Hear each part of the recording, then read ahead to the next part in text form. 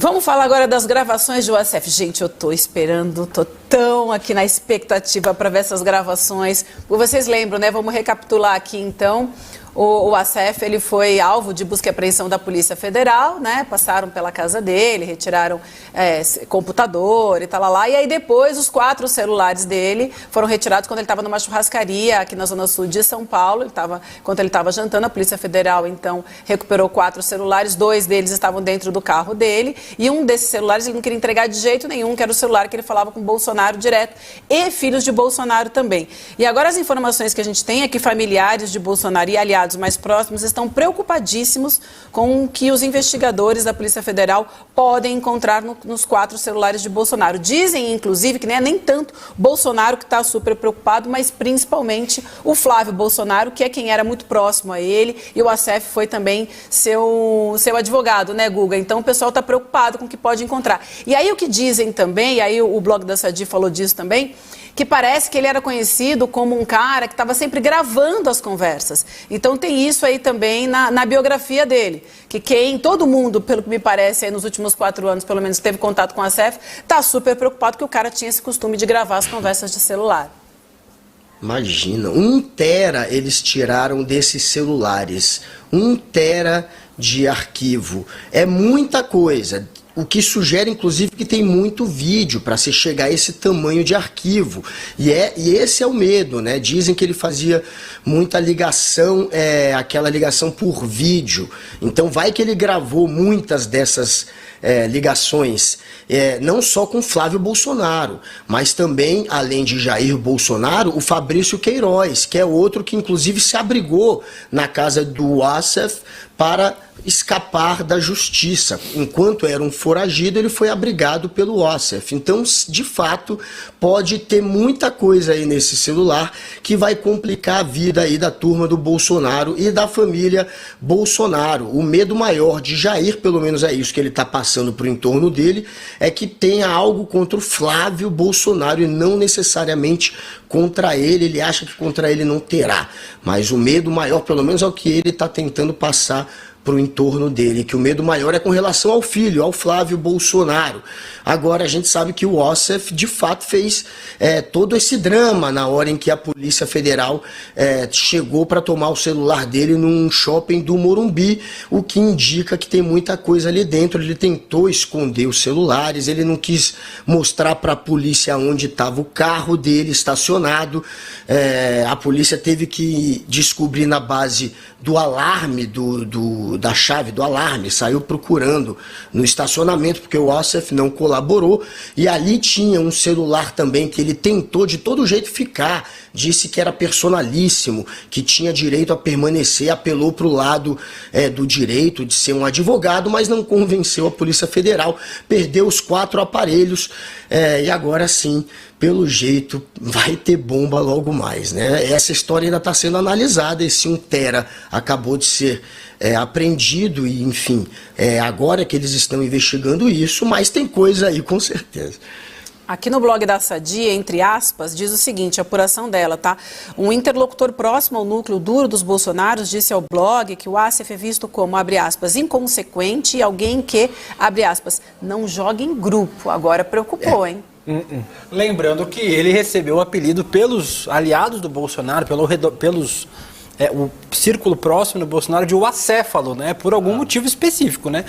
Que ele não é conhecido exatamente pela sua cognição brilhante, e ele também, isso que o Guga trouxe, que a Ana Flor trouxe ontem, eu li no blog da Ana Flor, de que ele não colaborou com a Polícia Federal. Os caras tiveram que pegar a chave do carro e sair andando pelo estacionamento, apertando o alarme para achar qual era o carro do cara, e a gente já trouxe informação aqui, era um carro sem placa, parado numa vaga reservada para pessoas com deficiência, num shopping aqui na Zona Sul de São Paulo. Então, além disso, o ASEF não colaborou com a polícia, não ajudou o trabalho dos policiais federais, o que complica ainda mais a vida dele. Tem vários fios soltos na vida do Jair Bolsonaro. Um desses fios está ligado, fora o próprio ASEF, que é um desses fios, é o próprio Queiroz, como o Guga falou. O Queiroz tem muito a dizer ainda, não disse tudo que tem a dizer, talvez. Então, esse fio solto que é o Frederico Wassef agora talvez diga tudo que tem a dizer em relação ao Bolsonaro, e aí reside o grande medo de toda a família. Agora, é um clichê, né? Toda organização criminosa precisa de um advogado que seja igualmente criminoso. E o Wassef é um senhor que, se você olhar para a cara dele e disser, olha, eu vou comprar um carro usado desse senhor, eu te diria, não compre. Porque, de fato, é nítido que ele é pouco confiável. Ele é uma figura absolutamente despirocada, que conforme Noblar e William acabaram de colocar, o cara estava com o carro parado em vaga para deficiente, com o carro sem placa, todo tipo de irregularidade esse senhor comete. E para ser um advogado da família dos Bolsonaro, isso é um tamanho clichê, Vivi, que ele foi comparado, por exemplo, ao Saul Goodman, que é um personagem daquele Better Call Saul, que vai muito ao... O enredo todo, aliás, de Breaking Bad e Better Call Saul é muito parecido, guarda muita semelhança com, de fato, essa saga da família Bolsonaro, e não por acaso o Wassef é uma figura que é comparada com o Saul Goodman, que é esse advogado absolutamente sem caráter, comete uma série de... Ele é tão criminoso quanto os clientes que ele se propõe a defender. Vamos ver, daí deve sair muita coisa, o cerco vai se fechando. A meu ver, esse nível de tensão dos Bolsonaro não tem relação só com o Wassef. Eles percebem que a situação deles a cada dia se torna mais sustentável. Então tem Mauro Cid, tem o Wassef, tem Elcio, tem Ailton, tem muita gente da onde pode sair algum processo de colaboração, informações que ainda não foram apresentadas. E como eu sinto, que eu estou errado, mas como eu sinto, a PF já deve ter muito mais coisa do que ela apresenta nesse momento. Isso vai ser apresentado paulatinamente, essas questões, porque tem toda uma dimensão política aí que tem que ser endereçado, considerando que é a família do ex-presidente, que você está lidando com o ex-chefe de Estado, mas... No que diz respeito ao Wassef, eles têm razão de ter medo, porque esse senhor não vai segurar nenhum tipo de encrenca de forma mais rígida, como o Mauro Cid, por exemplo, está fazendo. O Mauro Cid é um cara que responde a uma ética militar, que tem todo aquele corporativismo. Com o Wassef, o jogo já é bastante diferente e eles sabem disso. Não joga em grupo, é isso que está dito lá, entre aspas, lá no blog da Sadia. E vamos lembrar, gente, então, só para a gente trazer aqui para o foco, como é que toda essa história recomeçou, né? Porque ele já é uma figurinha aí carimbada e conhecida da nossa política e tal, mas ele entrou em cena aí mais fortemente no alvo da Polícia Federal, depois que descobriu-se então que foi ele quem fez o resgate do Rolex, né? Que viajou para os Estados Unidos então para recuperar aquele relógio que havia sido vendido, relógio que foi recebido por Bolsonaro como presidente ainda, e que deveria ter sido devolvido ao TCU, e aí foi ele quem fez o resgate, depois negando que foi fazer o resgate, disse, enfim, que o Brasil até devia dinheiro para ele, que foi dinheiro dele mesmo, que ele foi só trazer o relógio de volta. Depois essa versão toda foi mudando e tudo mais. A Polícia Federal já encontrou também no telefone do Mauro Cid as conversas entre os dois, porque ele diz também que ele não tinha nenhuma ligação e nem proximidade com o Cid, mas a Polícia Federal encontrou no telefone do Mauro Cid a mensagem dos dois conversando assim que ele pousou nos Estados Unidos, avisando, ó, cheguei, tô aqui e tudo mais. Então é óbvio que esse esquema, né, Guga, era um esquema realmente para resgatar o relógio, e aí ele virou alvo da Polícia Federal e a coisa vem se desenrolando toda até aqui. Só para a gente lembrar um pouco a nossa audiência. Pois é, e o Calejão falou, né, da lealdade que o Mauro Cid supostamente teria uma lealdade maior do que a Wassef, né? Mas o Mauro Cid dizem que está perto aí também de acabar deixando de ser tão leal assim. Agora o Wassef, eles estão com medo, de fato, que fale demais ou que tenha no telefone dele, como disse a Sadia no blog, alguma gravação comprometedora, já que ele tem a imagem de jogar sujo, ele pode ter gravado inclusive os Bolsonaros. Ninguém confia no Wassef, nem os bolsonaros. Agora, mesmo a gente sabendo que eles não confiam no Ossef, ontem o Flávio Bolsonaro falou, né, sobre esse caso e tentou passar esse recado pro Ossef, de que, olha, a gente acredita em você, fez uma pressão, e aí ele disse ontem que confia 100%, isso é palavras dele, confio 100% na capacidade e na lealdade do Ossef, e não tenho absolutamente nada, nenhuma razão para me preocupar com ele, muito pelo contrário, sempre me deu demonstrações e provas da sua competência e da sua lealdade. Ele termina com lealdade, ele faz questão de marcar esse ponto e ele está obviamente mandando um recado para o advogado dele, fazendo uma pressão, mostrando, ó, a gente ainda tá do teu lado, mas não sacaneia com a gente. Isso é um claro recado de alguém que tá sim temendo pelo que o Ossef pode apresentar. Mas é esse o jogo, né? É esse o jogo, tentando fazer ainda a pressãozinha e fingindo que confia nesse que ninguém confia, no Ossef. E sabe o que é curioso a essa altura, gente? Não depende, é óbvio que o Flávio Bolsonaro está mandando um recado de uma forma muito explícita, como quem diz, você é competente, quero crer que o senhor não nos gravou, a meu ver é isso que está implícito aí, e o senhor é leal. Ou seja, quero crer que não vai cantar e não vai abrir o bico.